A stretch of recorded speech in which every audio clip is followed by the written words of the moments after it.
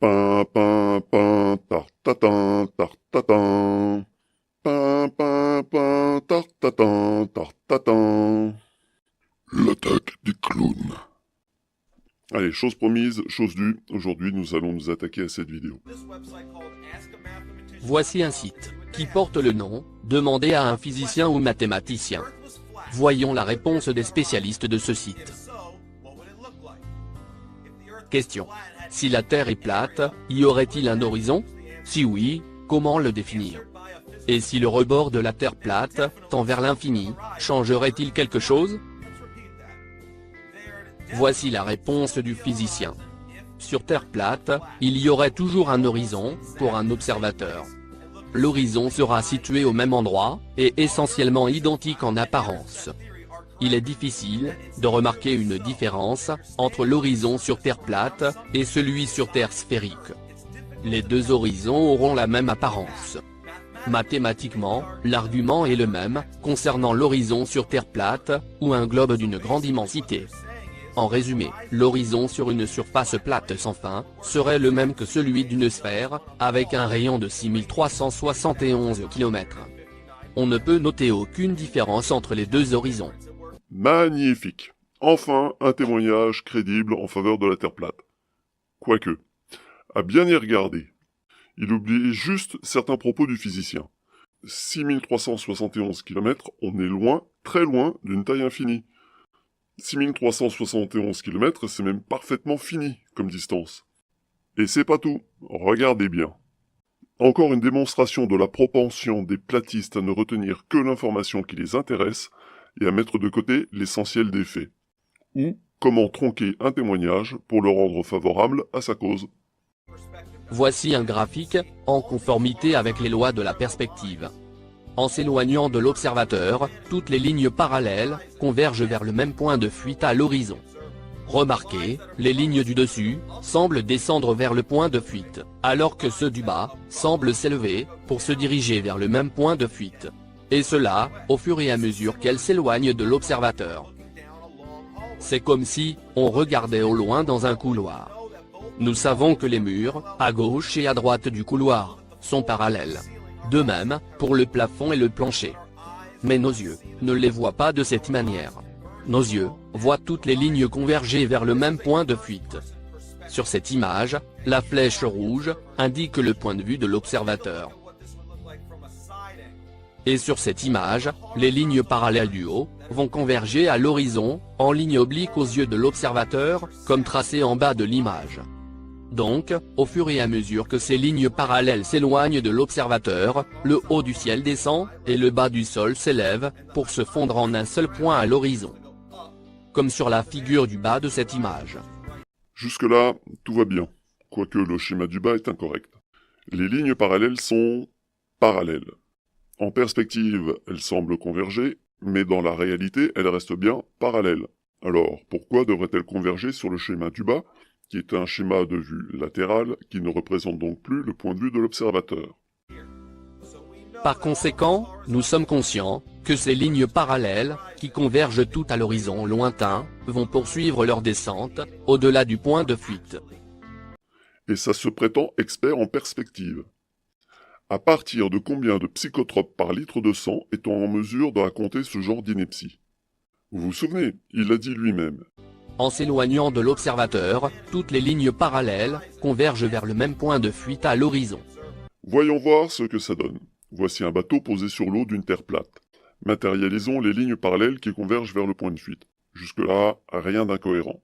Quoique, regardez bien. Si les lignes parallèles convergent, alors les objets aussi. Lorsqu'ils arrivent au point de fuite, ils sont réduits à un point, au sens géométrique du terme. Mais jamais le bateau ne passe sous l'horizon. C'est le premier problème avec le modèle de la perspective platiste. Mais ce n'est hélas pas le seul. Je rappelle à toutes fins utiles que les lignes parallèles restent parallèles. Elles semblent converger, mais elles ne le font jamais réellement. Elles sont parallèles. Alors, comment le bateau pourrait-il dépasser le point de fuite alors que le point de fuite n'a aucune existence matérielle? Mais bon, poursuivons. Si par une magique fulgurance de la pensée platiste, les lignes venaient à poursuivre leur descente au-delà du point de fuite, Alors, rien ne devrait interdire aux objets d'en faire autant. Et ça donne ça. Quelqu'un a-t-il déjà été témoin de ce genre de phénomène? C'est aberrant, nous sommes d'accord, mais c'est bien ce qui est expliqué dans cet extrait. En perspective, rien ne se poursuit au-delà du point de fuite. Rien. Ils ne se rendent même pas compte que dès le premier énoncé, leur modèle est complètement incohérent. Beaucoup de débunkers, pour tromper les gens, tracent les mêmes lignes parallèles, à niveau aux yeux de l'observateur. Comme vous le voyez sur cette image. Pour tromper les gens, vous assistez là à une pitoyable tentative de manipulation. Lorsque vous faites un schéma, vous êtes censé y représenter la réalité de manière simplifiée. Or, les droites dont on parle ici ne sont convergentes qu'en apparence du point de vue de l'observateur. Dans la réalité, elles sont parallèles. Nous ne sommes pas ici en train de représenter le point de vue de l'observateur en perspective, mais bel et bien en train de représenter la réalité. Alors, au nom de quoi devrions-nous représenter les parallèles autrement que parallèles? Qui essaye de tromper les gens ici? Nous savons donc que ces lignes resteront toujours parallèles, mais nos yeux ne les perçoivent pas comme telles. Alors que ces lignes devraient être représentées comme cela. L'angle des lignes s'accentue proportionnellement à la hauteur. La ligne rouge du bas représente le sol. Nous ne pouvons pas voir en dessous de cette ligne, puisque c'est le sol. Les lignes du haut convergent et s'arrêtent au niveau du sol, par rapport à l'observateur. Alors que les lignes ascendantes du sol pourraient continuer indéfiniment vers l'horizon. Attendez, qu'est-ce qu'il dit? N'est-ce pas lui qui nous expliquait que... En s'éloignant de l'observateur, toutes les lignes parallèles convergent vers le même point de fuite à l'horizon. Alors, les lignes descendantes convergent jusqu'au point de fuite. Mais les lignes ascendantes, elles, peuvent converger indéfiniment vers le point de fuite. Allô, Houston? Il n'y a pas de limite pour des lignes qui s'élèvent. Les angles formés par les lignes au point de fuite à l'horizon sont de plus en plus à pic et prononcés quand la hauteur des lignes est de plus en plus élevée. Les débunkers affirment que sur Terre plate, le soleil ne se couche jamais. Ils font des graphiques de vue latérale comme ceci. Et disent que c'est comme ça qu'on voit le soleil se diriger vers l'horizon. Et qu'en aucun cas, vous ne verrez le soleil passer en dessous du sol. Et appliquent le même raisonnement pour les objets au sol, qui s'éloignent vers l'horizon. Même chose pour les bateaux en mer. Ces derniers ne disparaîtraient jamais à l'horizon. Seulement, ce graphique de vue latérale est totalement faux. Dans la réalité, le plafond va converger vers le plancher, pour se positionner au niveau des yeux de l'observateur, au lieu de rester en parallèle comme ceci. Encore sa tentative de manipulation. Dans la réalité, le plafond va converger vers le plancher, pour se positionner au niveau des yeux de l'observateur. Et quand on veut avancer dans le couloir, on se cogne au plafond ou il remonte? Il se rend compte de sa bêtise ou il s'en moque? Dans la réalité, le plafond reste parallèle au sol, point barre. Dans la pseudo-réalité de sa Terre plate, le soleil reste à 5000 km d'altitude. Jamais il ne se rapproche du sol. Encore une fois, au nom de quelle logique improbable devrait-on faire converger les lignes parallèles dans une vue latérale? Si je mets deux observateurs dans ce couloir, comment compte-t-il représenter le plafond et le sol? Et si mes deux observateurs se regardent mutuellement? Voici la représentation réelle. Le point de fuite à l'horizon est bien à niveau des yeux du chien, qui regarde le soleil se coucher. Arrivé à son point de fuite, par rapport à l'observateur, le soleil disparaît derrière la pointe de l'angle. Nous savons que toutes les lignes horizontales convergent à l'horizon en incluant le sol. À un moment, il faut être cohérent avec ses propres propos. Si toutes les lignes parallèles convergent vers le point de fuite, si le soleil reste à altitude constante, alors il est encadré par deux lignes horizontales, une au-dessus et une en dessous. On peut aussi en rajouter sur les côtés. Ces lignes convergent vers le point de fuite, donc le soleil converge lui aussi et disparaît au point de fuite. Pas derrière, rien ne passe derrière le point de fuite. La ligne rouge au sol a été prolongée pour signaler un point important. On peut imaginer que toutes ces lignes qui convergent au point de fuite dépassent ce point pour pénétrer le sol. Con et têtu. Un mélange désastreux.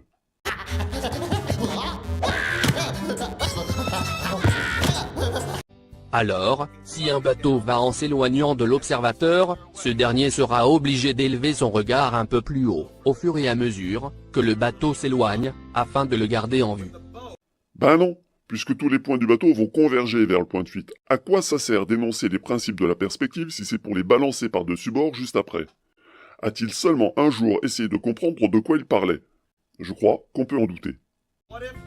Mais que se passera-t-il lorsque le bateau dépasse le point de fuite de sa ligne d'horizon? Comme dans cet exemple. Les poules auront des dents et les gourous platistes arrêteront de raconter n'importe quoi.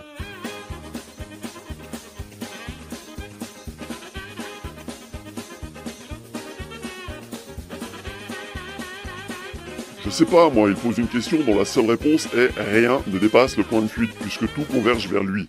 Eh bien, l'observateur sera obligé de lever ses yeux, encore plus haut, au-dessus de la ligne d'horizon, pour essayer de ramener le bateau à la vue.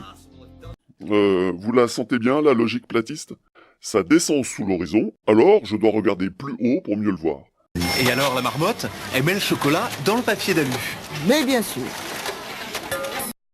Et en vain. Il lui serait impossible de le voir. Ça ne fonctionne pas comme ça. Ça ne fonctionne pas comme ça? Ah bon, il me rassure, j'ai cru un moment qu'il avait pété un câble. Vous arriverez alors à la limite de la distance à l'horizon du sol. La limite de la distance à l'horizon du sol? C'est quoi donc ce machin-là? Il nous explique? Bah non. La limite, je vois bien le concept. Le sol aussi. La distance à l'horizon, par contre, c'est quoi? Comment ça se définit? Comment ça se mesure? Vos capacités visuelles vous empêchent de voir au-delà de votre distance à l'horizon. Bah, me v'là bien avancé.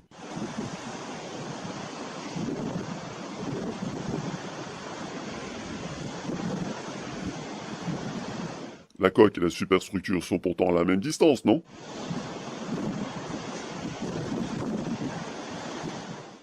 Quelqu'un pourrait-il se donner la peine de définir les termes de la perspective platiste? Non? Ben merde les gars, comment voulez-vous qu'on comprenne votre charabia? Mais d'ailleurs, est-ce que vous le comprenez vous-même? Que se passerait-il si je reprenais la même expérience, mais disons avec un dirigeable, étant moi-même dans une montgolfière à la même altitude? Jusqu'à quelle distance pourrais-je voir le dirigeable? Que se passera-t-il lorsqu'il aura dépassé le point de fuite? Par ailleurs, l'observateur ici peut voir les choses qui sont au-dessus du sol. Et plus un objet prend de la hauteur. Ça y est, il a explosé en plein vol. Le bateau prend de la hauteur? Sur l'eau? Sur sa terre plate? Et plus il devient visible de loin. C'est pour ça que la coque disparaît derrière la ligne d'horizon avant la superstructure qui se trouve pourtant plus haut. C'est pourtant logique. Ou pas? L'horizon est donc à une certaine distance bien établie.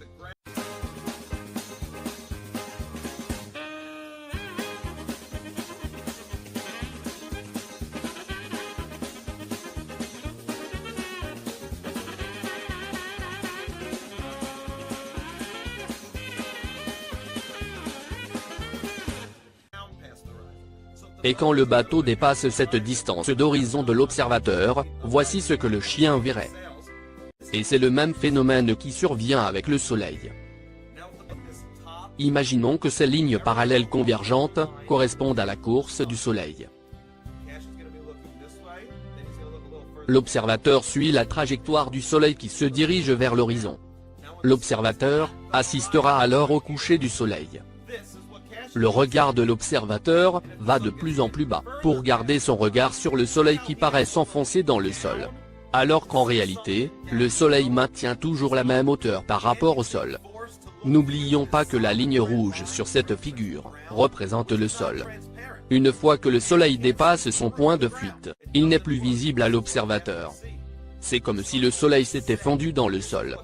Et c'est ce qu'on appelle le coucher du Soleil. Encore une fois, complètement incompatible avec la perspective, comme nous l'avons vu un peu plus tôt. Beaucoup de gens pensent qu'on devrait voir le Soleil, de plus en plus minuscule, jusqu'à devenir un tout petit point, en s'éloignant, et en restant toujours à hauteur de vue. Dans ce cas-là, et suivant ce raisonnement, il faudrait que les yeux de l'observateur soient à la même altitude que le Soleil.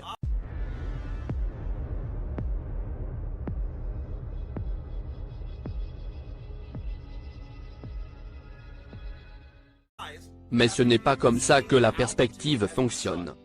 Car nous savons que les lignes parallèles convergent à l'horizon. Sur cette image, le chien a les yeux à hauteur du soleil. Ce dernier disparaîtra de la vue de l'observateur en diminuant de taille, jusqu'à se fondre dans l'atmosphère. Alors qu'au sol, l'observateur est soumis aux lois de la perspective. Tiens donc, les lois de la perspective ne s'appliqueraient qu'au sol. Pourquoi? Je suppose qu'un platiste vous dira qu'il faut une ligne d'horizon pour avoir un point de fuite, et je lui répondrai que c'est parce qu'il n'a rien compris à la perspective. Allez, petit exercice. Voici un paysage de ma composition sur une terre plate. Oui, en CGI, on peut aussi faire une terre plate. Posez votre doigt sur l'écran à l'emplacement du point de fuite. Attention, ce n'est pas si simple que ça en a l'air, alors je vous laisse 5 secondes pour trouver. Si vous êtes malin, vous avez le droit de tricher en mettant sur pause.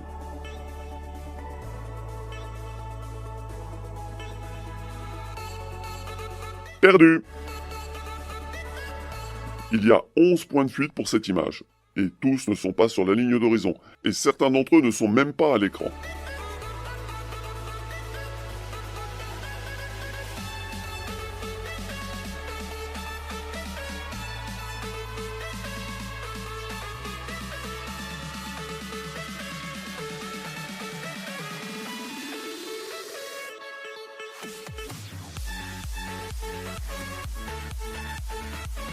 Sur un globe, les édifices seront penchés d'une façon oblique, selon la courbure de la Terre. Alors que sur Terre plate, ils resteront droits, comme vous pouvez le constater sur cette image. Ces édifices sont à 80 km. Et comme vous voyez, ils sont parfaitement verticaux et parallèles. On ne voit jamais les bateaux penchés d'un côté ou de l'autre.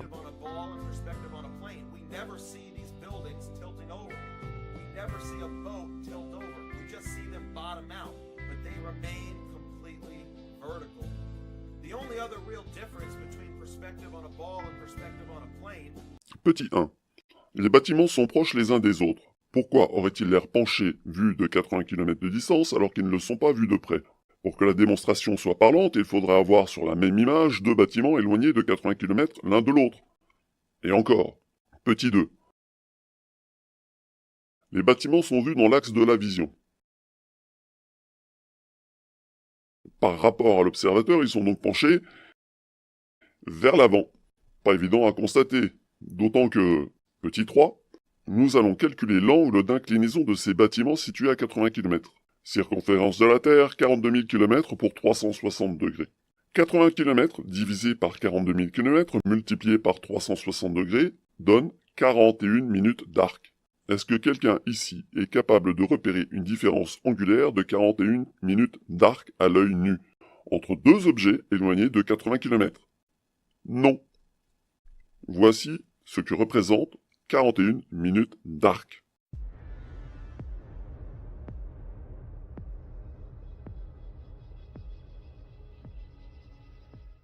En conclusion, je me permettrai juste de faire un petit résumé de ce qu'a dit ce monsieur. Petit 1, toutes les lignes convergent à l'horizon vers le point de fuite.